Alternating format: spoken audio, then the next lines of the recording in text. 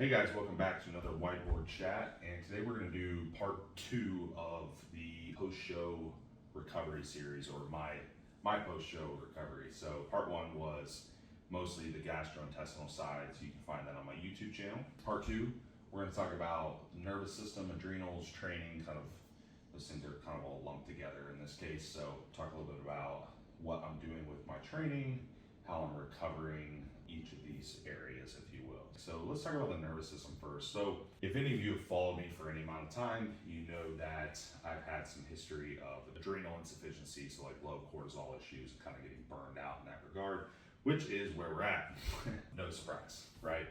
With the prep. Now, one of my main goals post-show is to recover everything as quick as possible, because I know I'm going to make the best progress, the better I function, of course. So with the adrenals and nervous system, first and foremost, I'm really trying to restore that circadian pattern. So of course, all the staples like sleep-wake times, blue light, light exposure in the morning, etc. But I'm also adding in, and I was doing this at the end of the prep, morphogen, adaptogen in the AM and midday. So really trying to bring up this awakening response and keep that kind of peak throughout the day, and then obviously let that drop off as the day goes on. So that's going to have some adaptogenic mushroom extracts in it and the adrenal glandular. So this is a product that we're going to use for low cortisol, right? Low adrenal function, not bringing cortisol down. We don't want to do that here. Secondary to that, not really using any like sleep aids or anything to inhibitory at night to really calm me down, or anything other like theanine or GABA or anything like that, other than Somagen, another morphogen product. Use that in the PM. That does help with sleep latency, so I fall asleep like instantly pretty much, and does help with calming some mitochondrial benefits and stuff as well in the PM. So that's where we're really, with these two, really trying to restore that pattern, plus all the habitual stuff that I'm doing. Next, stimulant reduction, of course, happens. You get some higher stimulant intakes later in prep, so those have been reduced. I have not completely eliminated caffeine at this point. I probably will, probably pretty soon, but I've definitely reduced intake down. So I'll have like a coffee in the morning, or like a zero cal energy drink or something like that. And then if I'm training, I'll do that before training as well. So stimulant, and I'll use generally like a lower caffeine type of drink, or more moderate. So no like Bang energy drinks or anything super crazy like that. More of like, a Monster Zero or something that's about 140 milligrams caffeine, cup of coffee, something like that. So nothing super high, not relying on like any 400 milligram caffeine pre-workouts or anything like that. No other stimulants, as far as no like fat loss supplements, Hemby and HDL, nothing like that. Those have all been axed. All right. And I mentioned sleep-wake times. So really with that, I like to tell people anywhere from like 9 p.m. to 12 a.m., trying somewhere in there, maybe 9 to 11 is even better, and getting your 7 hours minimum, of 8's better, maybe more. Trying to keep your wake times and your sleep times usually within like an hour up or down of each other. We function really well if we have a pattern. So if I'm normally going to bed at 10, and some nights I'm going to bed at 12 or 1, that's not really maintaining the pattern well. So I'm trying to keep it, maybe it's not exactly the same, but I'm trying to keep that within maybe an hour window up or down most days, right? Also, cardio. So I am still utilizing 20 minutes of steady state cardio every day. It's pretty low intensive. My step count or need levels are not very high. I sit at the desk all day. So cardio was up to 90 minutes, 100 minutes, even more than that at certain points in prep. So 20 minutes a day is a pretty big reduction. And just going by, like, I'll talk about that a little bit more with my weight and fat gain, but going by, what kind of energy balance am I trying to create? Now, weight and fat gain, this is where it gets tricky when we're talking about like nutrition.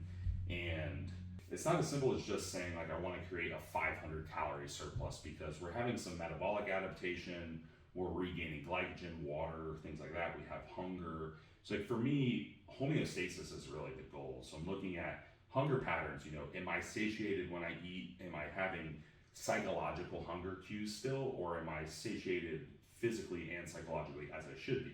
So I'm kind of pushing food a little bit faster at the beginning. I'll talk about that in the next video, to gain back the fat that I need, and also obviously meet my needs in terms of growing muscle and performance and recovery. I did increase pretty quickly initially, and then those will slow down as glycogen and fluid are topped off, kind of gain some of that fat back. Then I'll go back to more of like, I can quantify it a little bit easier looking at numbers once I've made, kind of regained what I needed to regain. Training. Most of my training, I did a little video about this the other day in the gym. Most of my training is very what you would call like metabolic based. A lot of waist buildups. We're talking like supersets, giant sets, moderate volume, I would say. I mean, a workout maybe, and this depends on how you're really counting your sets, but I may have something right now in the realm of 2 trisets, so it's 3 exercises, 3 rounds each. So that's like 9 sets, I guess, if you count them all. And then 9 sets again, and then usually a superset at the end, 3 rounds, so there's another 6. So that's what, 24 sets, if you are counting all of those. Now, keep in mind, these are a lot of like single joint movements, braced movements, not really doing like any hip hinging, anything like that. So I'm hitting all the muscles, but I'm using a higher frequency. I'm doing back, still needs to come up. That was a focus to the last off season, it's gonna continue to be a focus. So that's getting hit 3 times a week, arms 3 times a week. Everything else is once right now. Those areas, buys, tries, back, different regions of the back are really taking up probably 2/3 to 3/4 of my total volume that I'm utilizing right now. Now, proximity to failure is not super low, but I mean, I'm taking everything probably 1 to 2 RIR. I might get close to failure on stuff, but remember, like, these aren't super CNS intensive movements. Like me doing a cable bicep curl to technical or mechanical failure is not really gonna be even close to as taxing as me like barbell squatting to mechanical failure, okay? So that's, keep that in mind. Filling out really nicely with this type of training. Once I start to feel better, I will definitely probably transition into some phases of like loading where I'm actually progressively overloading. But right now, I will probably just slightly increase volume and continue with the same kind of scheme until I recover, and that's how I'll continue to progress throughout training. So mostly dumbbells, cables, machines, stuff like that. It's still hard training. It's still very, it's still intense training. It's just not as CNS taxing, and I can still recover and actually progress. Because, in reality, some of that initial gain back, outside of it being fat, water, glycogen, is maybe a little bit of muscle that you lost. If you lost a little bit of tissue, like some tissue loss is probably going to occur if you're getting super shredded.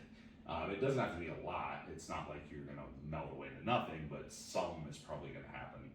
So, regaining that and then obviously exceeding that previous amount of muscle mass is kind of the goal. So yeah, that's kind of how everything is set up right now. It's not simple. It's not really complicated. It's just time, really. It's just looking at cues. I look at my stimulation during training. Okay, I'm feeling this. My nervous system's getting a little more stimulated. I'm getting a little more hyped. I'm feeling as if I can push harder. Doesn't mean I'm ready to, but I'm feeling those cues.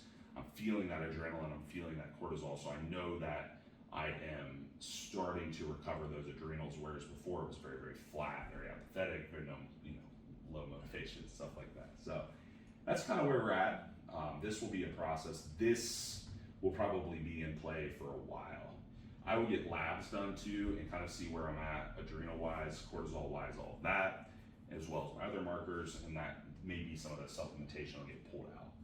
But as far as the training component goes, that will probably be in play until it doesn't work anymore, or I feel that my CNS is ready to implement some heavier loading and things like that. So right now, a lot of high ROI on my movements. So pretty simple stuff, really nothing too complicated. Grow, recover, do those both at the same time, and then by the time you're fully recovered, you are in a good position to just keep growing versus trying to create some type of rebound where you're continuing to run yourself into the ground and then you have to recover later. So it's just do it now or do it later, which makes more sense in a long duration of off season. And this is what makes more sense for me personally. Hopefully that's helpful to some of you guys, and we'll talk to you in part 3.